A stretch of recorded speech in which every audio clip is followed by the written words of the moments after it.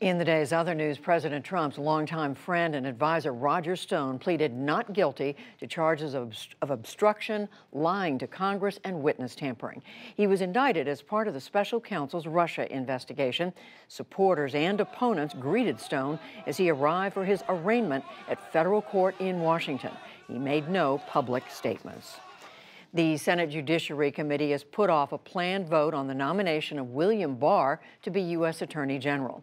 Democrats raised concerns today that Barr might not make public the special counsel's report on the Russia investigation when it's finished. Barr had criticized Robert Mueller's probe before being nominated. The committee vote is now set for next Tuesday. The Senate Majority Leader Mitch McConnell says he supports efforts to cut down on government shutdowns. He spoke today about various proposals in the House and the Senate to block any future closures. I don't like shutdowns. I don't think they work for anybody, and I hope they'll be avoided. I'd be open to anything that we could agree on a bipartisan basis that would make them pretty hard to occur again.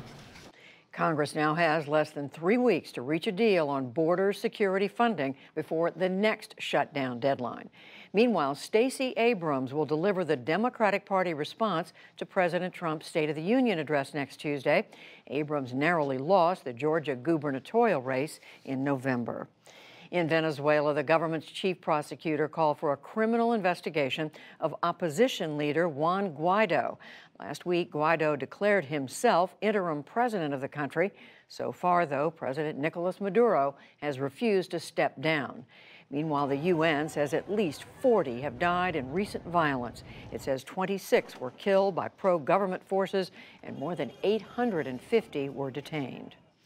China demanded today that the U.S. stop what it called the unreasonable crackdown on tech giant Huawei.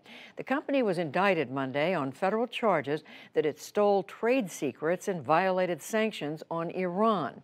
Beijing warned that it will defend Chinese companies, but it gave no details. Back in this country, Chicago police are investigating a possible hate crime against Jussie Smollett. He's a star of the TV series Empire. He says 2 men assaulted him on a street early today. They allegedly shouted racial and homophobic slurs, poured an unknown substance on him, and tied a rope around his neck. Smollett later went to a hospital. He is reported in good condition. The nation's largest utility, Pacific Gas and Electric, filed for bankruptcy protection today. The utility faces hundreds of lawsuits over wildfires, even though state investigators say that its equipment did not cause a deadly 2017 fire in California. The bankruptcy filing could mean higher bills for consumers and smaller payouts to fire victims. And on Wall Street today, the Dow Jones Industrial Average gained 51 points to close near 24,580. The Nasdaq fell 57 points, and the S&P 500 slipped 3. Still to come on the NewsHour, the intelligence community gives its assessment of international threats to the U.S., critical Brexit votes in the British Parliament, the challenges faced by students with special needs from military families, and much more. Have a good day.